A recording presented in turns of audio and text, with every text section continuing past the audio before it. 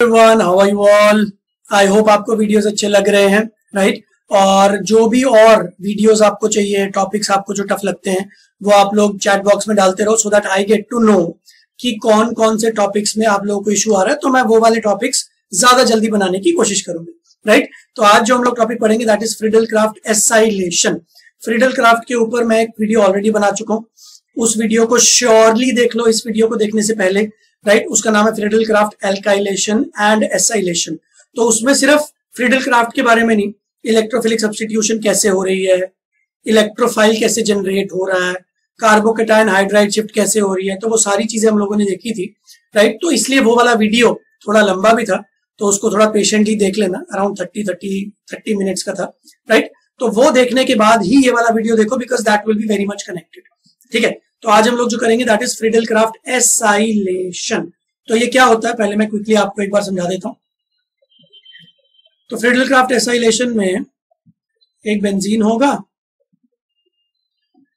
एक acyl group होगा, ये मैंने उस पिछले वीडियो में भी बताया था, और कैटलिस्ट की तरह AlCl3 होगा, लुईस एसिड, और यहाँ पे Cl को छोड़ के जो बाकी की चीज है वो जाके सीधा का सीधा बेंजीन से जुड़ जाएगी।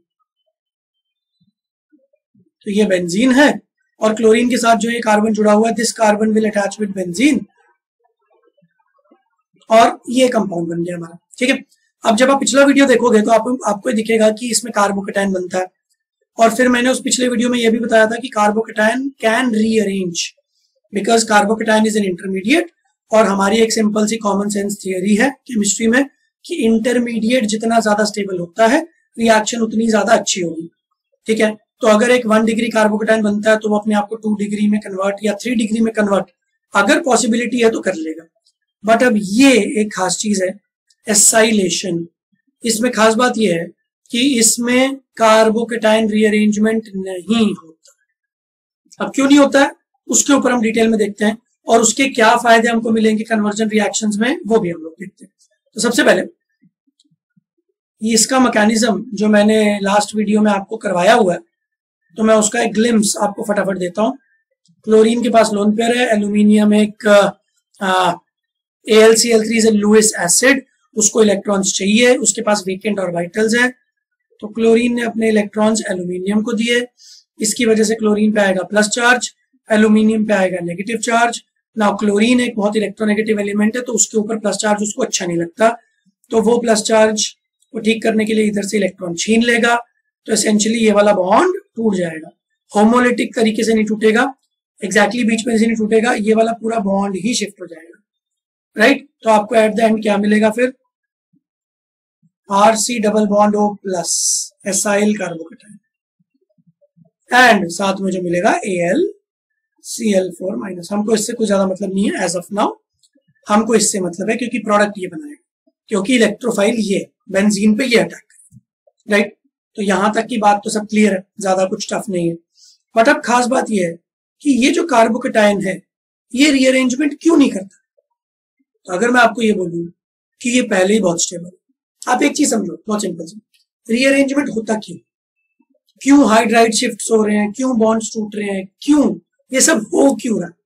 बिकॉज इन जनरल सबको एट द एंड क्या चाहिए? Stability, right? अगर मैं आपसे पूछूं एक सिंपल लाइफ का क्वेश्चन है, आप लोग इतनी पढ़ाई क्यों कर रहे हो, आप लोग यूट्यूब पे क्यों देख रहे हो मुझे, राइट? उसका रीजन बड़ा सिंपल है कि आपको लगता है कि अगर आप वीडियो देख लोगे और आपको कॉन्सेप्ट समझ में आ जाएंगे तो आपके नंबर अच्छे आ जाएंगे, नंबर अच्छे आने से अच्छा कॉलेज मिलेगा, अच्छे कॉलेज से लाइफ में सिक्योरिटी आ जाएगी, अच्छी जॉब मिल सकती है, और एट द एंड आप स्टेबल हो जाओगे, राइट? आपको स्टेबिलिटी अचीव होगी। तो केमिस्ट्री भी ना बहुत हद तक रियल लाइफ से इंस्पायर्ड है। हर एलिमेंट, हर कंपाउंड क्या चाहता है कि एट द एंड वो स्टेबल हो जाए। तो कार्बोकेटायन आप कुछ भी नाम रखो इसका, इंटरमीडिएट बोलो, कुछ भी बोलो, एट द एंड इसको क्या चाहिए? स्टेबिलिटी। और अगर मैं आपको ये बोलूं कि वो पहले से ही बहुत स्टेबल है, वो और स्टेबल हो ही नहीं सकता, देयर इज नो ऑप्शन, तो आंसर ये है कि वो रीअरेंजमेंट नहीं करेगा। फिर भाई रीअरेंजमेंट करने का जो पॉइंट है वो ये है कि अगर रीअरेंजमेंट करने के बाद कुछ फायदा हो रहा है तब तो रीअरेंजमेंट करेंगे, अगर रीअरेंजमेंट करने के बाद कोई फायदा ही नहीं हो रहा तो फिर क्यों करेंगे रीअरेंजमेंट, राइट? सिंपल बात। तो ये जो हमारा कार्बोकेटायन है ये ऑलरेडी बहुत स्टेबल है। आपको दिख रहा है ये स्टेबल है, मैं आपको दिखाता हूं, राइट। तो ये जो हमारा कार्बोकेटायन है, इसमें ऐसा क्या स्टेबिलिटी फैक्टर है, तो आप खास बात सुनो, इसके ऊपर भी बहुत सारे वीडियोस कुछ मैं बना भी चुका हूं, कुछ मैं बनाने वाला हूं, so stay tuned, right. But एक रेजोनेंस नाम की चीज होती है, सबने सुना होगा। तो हमारे ऑक्सीजन के ऊपर 2 लोन पेयर्स हैं, राइट। इनमें से एक लोन पेयर अगर इस तरीके से रेजोनेट करता है तो हमको एक नया स्ट्रक्चर मिलता है विच लुक्स लाइक दिस। ओ के ऊपर पॉजिटिव चार्ज आ गया और हमारा कार्बन स्टेबलाइज हो गया।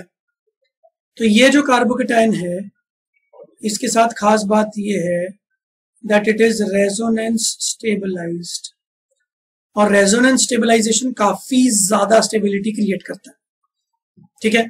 तो ये वाला carbocation, acyl carbocation, is already very stable, तो इसको कहीं भी मूव करने की, कार्बोकेटायन के पॉजिटिव चार्ज को शिफ्ट करने की जरूरत नहीं है, it will be stable, right, ठीक है। अच्छा, इसकी स्टेबिलिटी के ऊपर भी काफी क्वेश्चंस आ चुके हैं। तो ये वाला कार्बन, इसका ऑक्टेट कंप्लीट हो गया। कोई आपसे पूछे कि क्यों स्टेबिलिटी आ रही है, ऑक्टेट कंप्लीशन हो रहा है, फिर आप ये देखो कि आपने एक सिंपल सुना होगा कि जब बॉन्ड को तोड़ते हैं तो एनर्जी यूज होती है, मतलब एनर्जी कंज्यूम होती है, बट जब बॉन्ड बनता है तो एनर्जी रिलीज होती है। तो आप एक चीज समझो, बॉन्ड का सिंपल मतलब होता है फोर्स ऑफ अट्रैक्शन। तो बॉन्ड का बनना मतलब अट्रैक्शन बढ़ गई, और अगर अट्रैक्शन ज्यादा होती है तो स्टेबिलिटी ज्यादा होती है, अगर अट्रैक्शन कम होती है तो स्टेबिलिटी कम होती है, राइट। अट्रैक्शन फोर्स जितनी ज्यादा होगी उतनी स्टेबिलिटी आएगी। तो यहां पे आपको दिख रहा है कि 3 बॉन्ड बने हुए हैं, दिख रहा है आपको ये 3 बॉन्ड, और जबकि यहाँ पे सिर्फ 2 ही बॉन्ड बने हुए हैं। तो आप एक सिंपल चीज समझ लो अगेन केमिस्ट्री में, more the number of bonds more the stability. तो ये जो ऑक्सीजन का लोन पेयर नीचे आके रेजोनेट कर रहा है, तो इसकी वजह से एक्स्ट्रा स्टेबिलिटी आ रही है बिकॉज ऑफ 2 रीजंस। नंबर 1, एक तो कार्बन का ऑक्टेट कंप्लीट हो रहा है, नंबर 2 एक्स्ट्रा बॉन्ड बन रहा है, more the bond more the stability. तो एक चीज हमको समझ में आ गई कि भाई ये जो कार्बोकेटायन है ना, ये काफी स्टेबल है, ठीक है। और अब एक और चीज, अगर मैं इसको बोलता हूं स्ट्रक्चर नंबर 1, स्ट्रक्चर नंबर 2, तो इन दोनों स्ट्रक्चर्स में से बेंजीन पे कौन अटैक करेगा? ऑक्सीजन पे भी तो पॉजिटिव चार्ज है, वो अटैक कर सकता है, कार्बन पे भी तो पॉजिटिव चार्ज है, वो अटैक कर सकता है। तो देखो, ऑक्सीजन पे पॉजिटिव चार्ज बहुत ज्यादा स्टेबल नहीं होता है, क्योंकि oxygen is a very electronegative element. तो ऑक्सीजन पे पॉजिटिव चार्ज और कार्बन पे पॉजिटिव चार्ज, अगर आपको दोनों में से कोई एक चूज करना, तो मैं चूज करूंगा कार्बन पे positive charge, because oxygen is very electronegative. तो उस पे पॉजिटिव चार्ज रख के आप जबरदस्ती क्यों स्टेबिलिटी को थोड़ा कम कर रहे हैं? वो जो कंपाउंड नंबर 2 है वो भी स्टेबल है, कंपाउंड नंबर 1 भी स्टेबल है, बट कंपाउंड नंबर 1 थोड़ा ज्यादा स्टेबल है, राइट। मतलब कंपाउंड नंबर 2 में स्टेबिलिटी थोड़ी ज्यादा है बिकॉज बॉन्ड बन गया, बट ऑक्सीजन पे positive charge is something which I don't like. So the point is कि अगर कोई मुझसे पूछे कि O+ अटैक करेगा या C+, तो मैं ये बोलूंगा कि C+ अटैक करेगा, बिकॉज O के ऊपर positive charge is not what I would like to see in my compound, right. तो ये ओवरऑल स्टेबल है, रेजोनेंस स्टेबलाइज्ड है, तो इससे फायदा ये हुआ कि इसका कोई रीअरेंजमेंट नहीं होगा। तो इसका मतलब ये है कि जब आप बेंजीन के साथ कराओगे इसकी रिएक्शन, तो जिस कार्बन पे पॉजिटिव चार्ज है वो सीधा सीधा जुड़ जाएगा और आपको मिलेगा ये वाला कंपाउंड, राइट। तो आप एक चीज समझ लो, अगर आपने एल्काइलेशन किया, फ्रीडल क्राफ्ट एल्काइलेशन, तो रीअरेंजमेंट की पॉसिबिलिटी है, बट अगर आपने फ्रीडल क्राफ्ट एसाइलेशन किया, जो कि हम अभी इस वीडियो में कर रहे हैं, तो उसमें रीअरेंजमेंट की पॉसिबिलिटी नहीं। तो अगर आपको रीअरेंजमेंट होने के बाद वाला प्रोडक्ट चाहिए, फिर आप एल्काइलेशन करवाओ, जो कि हमने पिछले वीडियो में किया। बट अगर आपको बिना रीअरेंजमेंट वाला प्रोडक्ट चाहिए तो आप एसाइलेशन करो। मैं आपको इसका एक एग्जांपल देता हूं जो मैंने पिछले वीडियो में भी करवाया था, राइट। तो मैंने एक क्वेश्चन आपसे पूछा था पिछले वीडियो में, फ्रीडल क्राफ्ट के वीडियो में। तो ये क्वेश्चन ना पास्ट ईयर एग्जाम्स में बहुत बार आ चुका है। मुझे इस बेंजीन से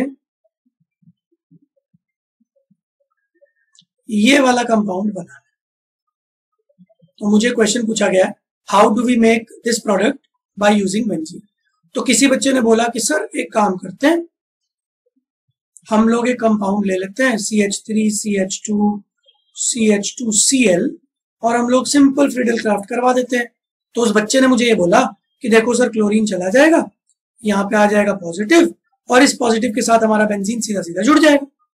तो मैंने उसको बोला कि नहीं बेटा, ये आंसर सही नहीं है, क्योंकि हाइड्राइड शिफ्ट होगा, ये पॉजिटिव चार्ज इस कार्बन पे आ जाएगा और बेंजीन एक्चुअली इससे जुड़ जाएगा। तो आप जो प्रोडक्ट एक्सपेक्ट कर रहे हो वो नहीं मिलेगा आपको मिल जाएगा दूसरा प्रोडक्ट। ये सेम क्वेश्चन हमने पिछले वीडियो में किया था। तो इससे हमको एक चीज समझ में आती है कि हमको चाहिए तो था कुछ और प्रोडक्ट, बट रीअरेंजमेंट की वजह से हमको मिल गया कोई और प्रोडक्ट। ये बात वो हो गई कि यार मेरी इंडस्ट्री में मुझे जो प्रोडक्ट चाहिए, आप उस प्रोडक्ट के अलावा कोई और प्रोडक्ट मुझे दे रहे हो, यार मुझे वो प्रोडक्ट नहीं चाहिए। तो भले ही काफी बच्चों को ऐसा लगता है कि rearrangement is a good thing, बिल्कुल रीअरेंजमेंट से बेटर कार्बोकेटाइन बनता है, बट उस बेटर कार्बोकेटाइन को यूज करके जो प्रोडक्ट बन रहा है, अगर मुझे अपनी इंडस्ट्री में वो प्रोडक्ट नहीं चाहिए तो मेरे लिए तो रीअरेंजमेंट अच्छी चीज दी हुई ना। Do you understand that? ठीक है, तो सिंपल सी बात ये है कि रीअरेंजमेंट करके मुझे वो प्रोडक्ट नहीं मिल रहा, तो अब मैं क्या करूं? तो अब इसका एक बहुत प्यारा सा आंसर, यहां पे मुझे करना पड़ेगा एसाइलेशन। तो मैं आपको करके दिखाता हूं। तो मैंने एक कंपाउंड लिया,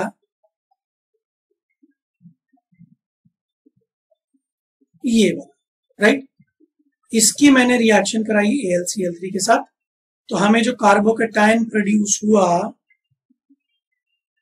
1 सेकेंड, वो हुआ ये वाला प्रोड्यूस। अब आपने बेंजीन के साथ इसकी रिएक्शन करा दी, और जैसा कि मैंने आपको वीडियो के स्टार्टिंग से बताया है कि ये वाला कार्बोकेटाइन खुद ही इतना स्टेबल है कि इसका रीअरेंजमेंट नहीं होता है।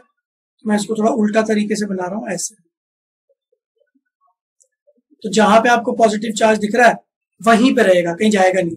तो अब बेंजीन का डबल बॉन्ड इस पर अटैक करेगा। इसका पूरा मैकेनिज्म, इलेक्ट्रोफिलिक सब्स्टिट्यूशन का पूरा मैकेनिज्म एक सेपरेट वीडियो में आपको मिल जाएगा, बट अभी के लिए सिंपल समझो कि ये पूरी की पूरी चीज एक इलेक्ट्रोफाइल है। ये पूरी की पूरी चीज बेंजीन पे जाके जुड़ जाएगी, और जिस कार्बन पे जुड़ेगी उस कार्बन पे जो ऑलरेडी हाइड्रोजन है, मान लो ये, तो वो चला जाएगा। तो इट इज इलेक्ट्रोफिलिक सब्स्टिट्यूशन। ठीक है, तो जो प्रोडक्ट बनेगा हमारा अभी बन जाएगा ये C double bond O CH2 CH3, but अभी भी जो प्रोडक्ट हमको चाहिए था वो तो नहीं मिला, राइट। तो अब एक और स्टेप है, वो स्टेप ये है कि ये जो C डबल बॉन्ड O आपने बनाया है, अगर आप इसका रिडक्शन कर दो, ऑक्सीजन को उड़ा दो और ऑक्सीजन की जगह 2 हाइड्रोजन लगा दो, तो हमको ये प्रोडक्ट मिलेगा, विच इज यहां पे आ गया CH2 और बाकी तो CH2 CH3 जुड़े हुए। ठीक है, तो C double bond O has been converted into CH2, reduction. अब लगे हाथ एक बड़ा फेमस रिएजेंट है जो रिडक्शन करता है, तो हम लोग वो देख लेते हैं। तो उसको हम लोग बोलते हैं zinc अमेल्गम plus HCl।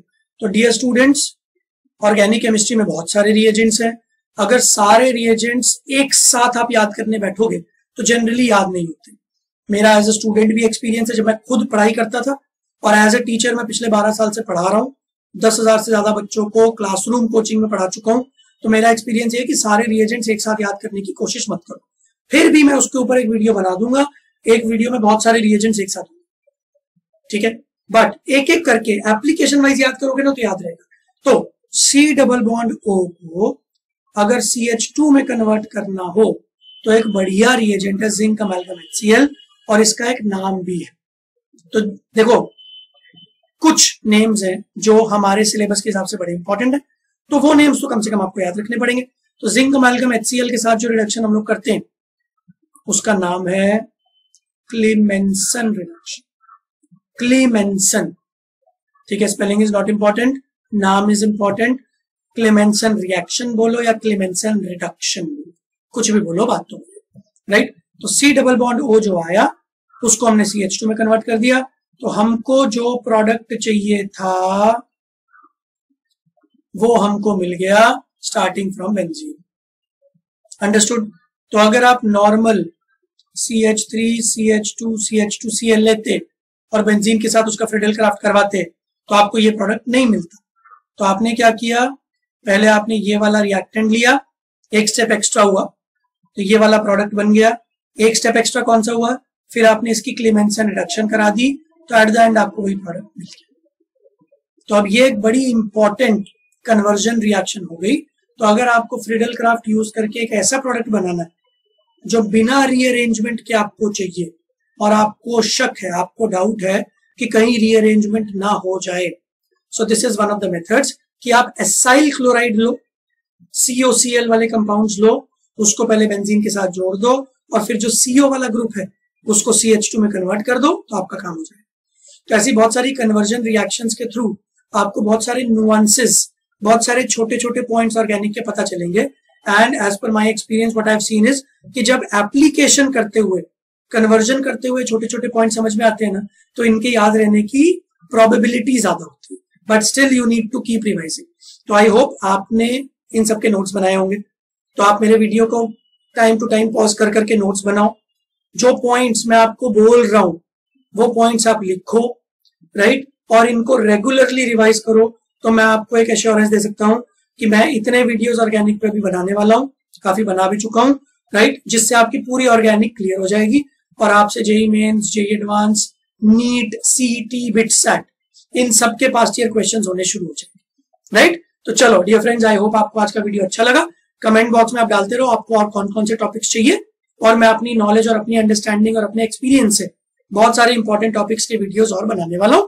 So stay tuned, और अगर अच्छा लगे लाइक सब्सक्राइब कर देना, ठीक है। चलो बाय बाय, टेक केयर।